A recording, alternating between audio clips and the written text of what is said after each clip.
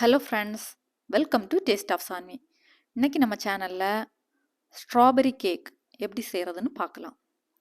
இந்த ஸ்ட்ராபெரி கேக்கை நான் கோதுமை மாவு யூஸ் பண்ணி செய்திருக்கிறேன். அப்புறமா இதில் எந்த ஒரு ஆர்டிஃபிஷியல் ஃபுட் கலரும் சேர்க்கல.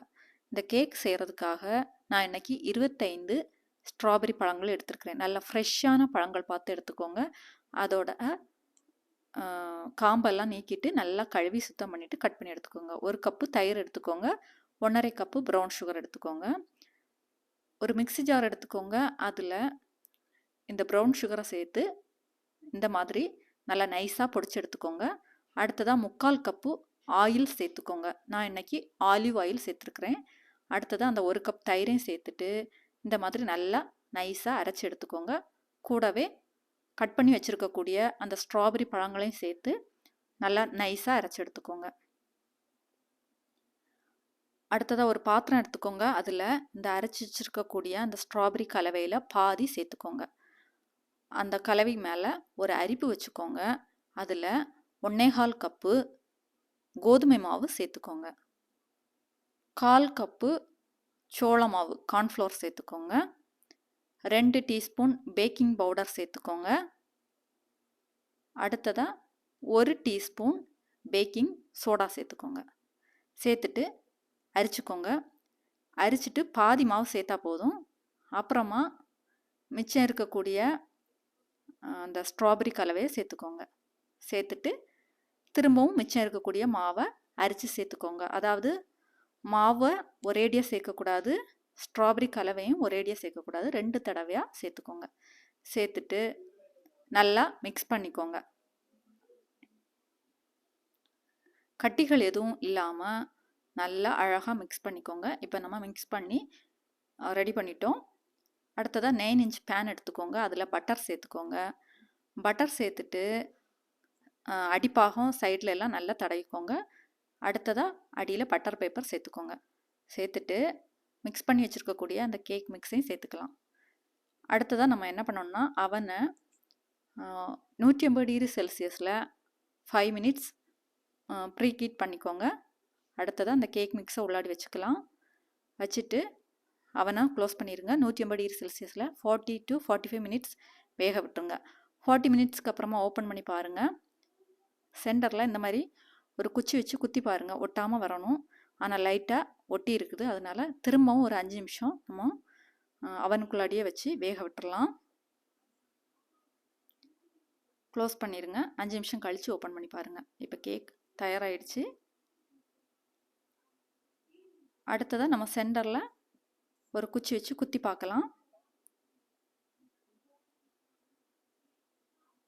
இப்போ ஒட்டாமல் வருது. கேக் தயாராகிடுச்சு. விரல் வச்சு அழுத்தி பாருங்கள். அவ்வளோ சாஃப்டாக இருக்குது. கோதுமை மாவில் சூப்பராக ஸ்ட்ராபெரி கேக் ரெடியாக இருக்குது. அடுத்ததாக நம்ம அந்த கேக்கை 2 லேயராக ஈக்குவலாக கட் பண்ணி எடுக்க போகிறோம்.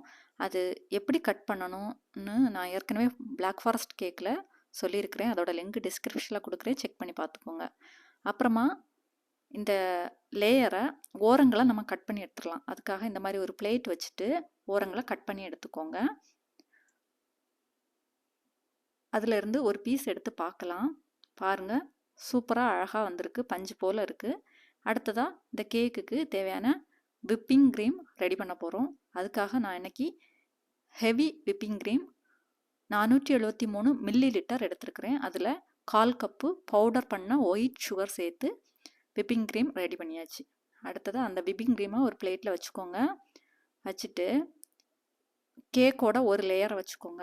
வச்சுட்டு மேலே இந்த விப்பிங் க்ரீமை அப்ளை பண்ணிடலாம்.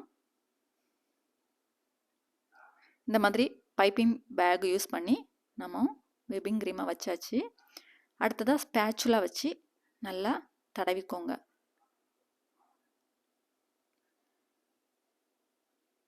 உங்ககிட்ட இந்த டேனிங் டேபிள் இல்லாமல் இருந்ததுன்னா நான் யூஸ் பண்ணுற மாதிரியே நீங்களும் யூஸ் பண்ணிக்கலாம். சப்பாத்திக்கல் வச்சுட்டு அதுக்கு மேலே இந்த மாதிரி ஒரு தட்டு வச்சுட்டு கேக் லேயரை வச்சு அழகாக நம்ம ரொட்டேட் பண்ணி கொண்டு வரலாம்.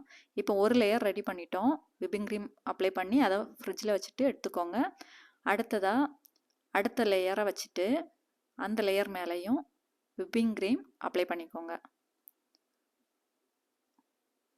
ஒரு 30 மினிட்ஸ் ஃப்ரிட்ஜுக்குள்ளே வச்சா போதும். வச்சுட்டு வெளியே எடுத்து அடுத்த லேயரை வச்சுட்டு திரும்பவும் விப்பிங் க்ரீம் அப்ளை பண்ணிவிட்டு ஸ்பேட்சுலா வச்சு நல்லா தடவிக்கோங்க. ஓரங்கள்லாம் கொஞ்சம் நிறைய வச்சுக்கோங்க.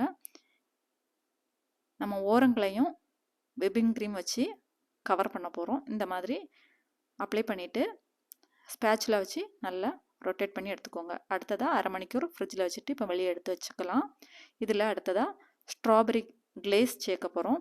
நான் ஸ்ட்ராபெரி கிளேஸ் எப்படி செய்கிறதுன்னு இதுக்கு முந்தின வீடியோவில் சொல்லியிருக்கிறேன். அதோட லிங்கும் டிஸ்கிரிப்ஷனில் கொடுக்குறேன், செக் பண்ணி பார்த்துக்கோங்க. இந்த ஸ்ட்ராபெரி கிளேஸ்லேயும் நான் எந்த ஒரு கலரும் சேர்க்கலை. அந்த பழத்தில் உள்ள கலர் தான் இந்த கிளேஸில் இருக்குது. ஸ்ட்ராபெரி கிளேஸ் செய்கிறதும் ரொம்ப ஈஸி தான். இப்போ ஸ்ட்ராபெரி கிளேஸும் சேர்த்தாச்சு. அடுத்ததாக நம்ம கேக் டெக்கரேட் பண்ணலாம். பைப்பிங் பேக்கில் விப்டு க்ரீம் ஸ்டோர் பண்ணிவிட்டு இந்த ஃப்ளவர் டிசைன் அச்சு உள்ளே போட்டுட்டு க்ரீம் ஃபில் பண்ணிவிட்டு இந்த மாதிரி டிசைன் வச்சுக்கோங்க. உங்களுக்கு என்ன டிசைன் பிடிக்குமோ அந்த டிசைன் வச்சு அலங்கரிச்சிக்கலாம். நான் இன்றைக்கி சிம்பிளான டிசைன் தான் வச்சுருக்கிறேன். அடுத்ததாக நம்ம ஸ்ட்ராபெரி பழங்கள் வச்சு டெக்கரேட் பண்ணலாம். மேலே எல்லாம் டெக்கரேட் பண்ணிவிட்டு கீழேயும் ஒரு டிசைன் கொடுத்துடலாம்.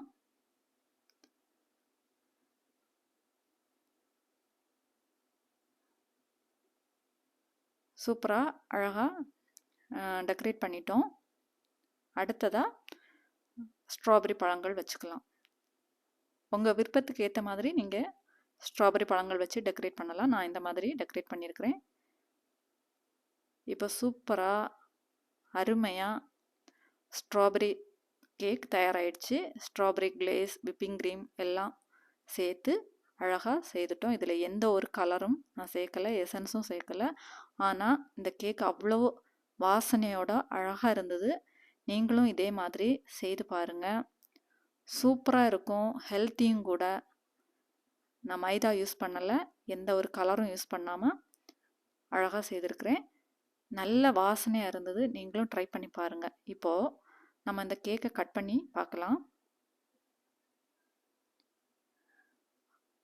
அவ்வளோ சாஃப்டாக இருக்குது, கட் பண்ணும்போதே தெரியுது. ஃப்ரிட்ஜில் வச்சுட்டு அப்புறமா நீங்கள் இதை யூஸ் பண்ணுங்கள். அந்த கூலோட சூப்பராக இருக்கும். இப்போ வெளியே எடுத்து பார்க்கலாம். பாருங்கள், அவ்வளோ அருமையாக வந்திருக்கு. இதே மாதிரி நீங்களும் செய்து பாருங்கள்.